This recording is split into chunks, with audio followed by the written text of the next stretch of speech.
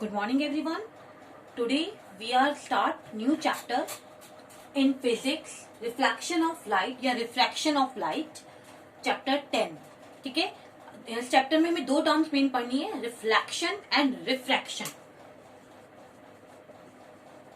ठीक है, पहले हम जो सारी टर्म्स है किससे रिलेटेड, रिफ्लेक्शन से रिलेटेड है, पहले हम टर्म वो पढ़ेंगे. ठीक है, लाइट क्या एक टाइप की एनर्जी है. ठीक है, need to see things. Actually कभी आपने नोटिस किया है, सोच लीजिए आप एक बंद कमरे में हैं. ठीक है, वहां से कोई सनलाइट नहीं है या रात का समय है समझ लीजिए सपोज, और चारों तरफ से चारों दरवाजे आपके वॉल के बंद हैं और कोई लाइट वहां पर ऑन नहीं है, लेकिन आपकी आईज ओपन है, फिर आपको क्यों नहीं दिख रहा है? कभी आपने सोचा है? जब हमने आईज ओपन की हुई है तो हमें दिखना चाहिए ना, लेकिन हमें नहीं दिख रहा है, और जबकि सारे ऑब्जेक्ट सारी थिंग्स वहां पे प्रेजेंट है. रीजन बिहाइंड क्यों? क्योंकि किसी भी ऑब्जेक्ट में अपनी एक लाइट नहीं होती. बहुत कम ऑब्जेक्ट होते हैं जिनके पास अपनी लाइट होती है, और वो लाइट रिफ्लेक्ट होके हमारी आई तक पहुंचती है. इसी वजह से हम किसी भी चीज को देख पाते हैं. ठीक है, तो वही चीज हम यहाँ पर आपको समझाने की कोशिश कर रहे हैं. लाइट क्या है? एक एनर्जी है, नीड टू सी थिंग्स, और वो हमें हेल्प करती है किसी भी चीज को देखने के लिए. अब वो जो बंद कमरा था, अगर आप उसकी लाइट ऑन करेंगे तुरंत आपको चीजें नजर आएंगी, लेकिन उससे पहले आपको वो चीज नजर नहीं आ रही थी. तो लाइट क्या कर रहा है? Need to see things, help करता है हमें किसी भी चीज को देखने में. Light coming from an object, कोई भी ऑब्जेक्ट है, देखिए जैसे यहाँ पे ट्यूबलाइट जल रही है, ये लाइट पहले किसी ऑब्जेक्ट पे पड़ेगी. ठीक है, देन यहाँ से रिफ्लेक्ट होके मेरे आई तक, तभी मुझे वो चीज क्या हो रही है, नजर आ रही है. रिपीट कर रही हूँ, अगर जब आप लाइट ऑन करते हैं कमरे की, वो लाइट जब किसी ऑब्जेक्ट पे पड़ती है, उससे रिफ्लेक्ट होके मेरी आई पे आएगी, तभी मुझे वो चीज नजर आएगी, अदरवाइज मुझे चीज नजर नहीं आएगी. ठीक है, इसलिए लाइट क्या कर रही है, हमें हेल्प कर रही है किसी भी चीज को देखने में. Light coming from an object, एक ऑब्जेक्ट पे पड़ी, एंटर आर आई, और वहां से एंटर होगी हमारी आई पर. वी आर एबल टू सी, और उस तरह से हम उस पर्टिकुलर थिंग को, उस पर्टिकुलर ऑब्जेक्ट को इजिली देख पाएंगे. लाइट में have been emitted by the object, emitted by the object मतलब उसके जाने के बाद हमारी आई पर आकर पड़ी. इटसेल्फ, और इट्स में हैव बीन रिफ्लेक्ट, रिफ्लेक्ट का मतलब वही है, रिफ्लेक्शन का मतलब समझिए, ये कोई मान लीजिए ऑब्जेक्ट है, यहाँ पर कोई लाइट का सोर्स है, ये लाइट जब इस ऑब्जेक्ट पे पड़ी तो वापस क्या होती है, रिफ्लेक्ट, इससे टकरा के वापस आना. ठीक है, इसे हम बोलते हैं रिफ्लेक्ट, जिसकी वजह से हमारी आई पे पड़ेगी. ये सन था, ये कोई ऑब्जेक्ट है, जब सन की लाइट इस ऑब्जेक्ट पे पड़ी तो वापस रिफ्लेक्ट हुई, तब हमारी आई पे पहुंची. यहाँ समझिए आप खड़े हैं, ठीक है, आपकी आई पे पहुंची तभी वो आपको चीज नजर आई. या आप ये समझ लीजिए, ये एक बंद रूम है, बंद कमरा है. ठीक है, जहां पर पहले बिल्कुल अंधेरा था तो आपको कोई भी चीज नजर नहीं आ रही थी. जैसे आपने लाइट ऑन करी, वो लाइट किसी ऑब्जेक्ट पे पड़ेगी, तब आपकी आईज पे पड़ती है, तब आपको वो थिंग नजर आ रही है. वही चीज उन्होंने कहा है, और it may have been reflected by the object, object से रिफ्लेक्ट होकर हमारी आई तक आई है, और तब हमें वो चीज नजर आई है. इस तरह से लाइट हमें हेल्प करती है किसी भी चीज को देखने के लिए. ठीक है, अब दो टर्म है, एक है ल्यूमिनस, एक है नॉन ल्यूमिनस. ल्यूमिनस का मतलब है जिसके पास अपनी लाइट हो, और नॉन ल्यूमिनस का मतलब है जिसके पास अपनी लाइट प्रेजेंट नहीं है.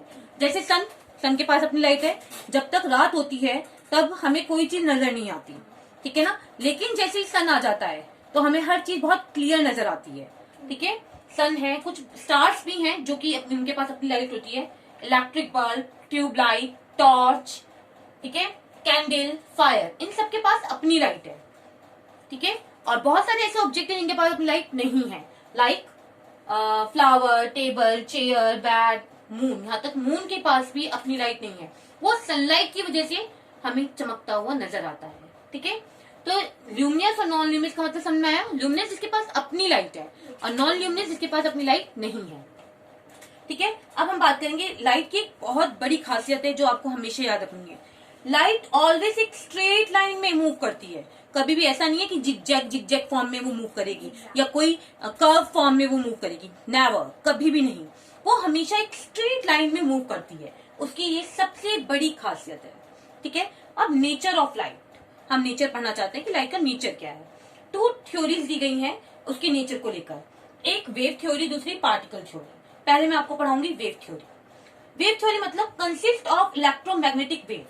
उन्होंने कहा कि वेव थ्योरी किस पे डिपेंड करती है, इलेक्ट्रोमैग्नेटिक वेव पर डिपेंड करती है, ठीक है। Not required a material medium, क्योंकि उसके पास इलेक्ट्रोमैग्नेटिक वेव है। आपने क्लास 9th में एक चैप्टर पढ़ा था साउंड, और मैंने उसमें आपको ये पढ़ाया था कि साउंड की खासियत है उसे एक मीडियम चाहिए यहां से यहां तक ट्रांसपोर्ट होने के लिए, और वो मीडियम कुछ भी हो सकता है, जैसे सॉलिड, लिक्विड, गैस, है ना।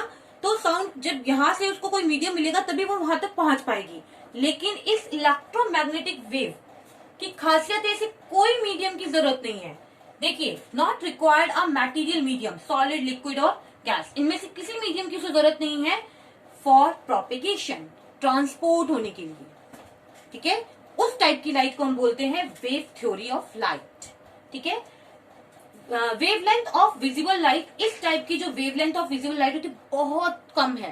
देखिए, वेरी स्मॉल, 4 × 10⁻⁻7 है, प्लस नहीं है, मीटर टू 8 × 10⁻⁻7 मीटर, इतनी होती है। लेकिन इनकी स्पीड, लाइट की जो स्पीड है वो बहुत फास्ट है। ये देखिए, 3 × 10⁸ मीटर पर सेकेंड। वैक्यूम में बता रही हूँ मैं आपको ये चीज, एयर में, वैक्यूम में सेम होती है, 3 × 10⁸ मीटर पर second. For example, phenomena of diffraction, diffraction का मतलब वही है, देखिए ये लाइट कोई एजिस है, जब लाइट इस पे पड़ेगी, ठीक है ना, और इसे तुरंत क्या हो जाएगी, बैंड हो जाएगी, डिफ्रैक्ट हो जाना, ठीक है।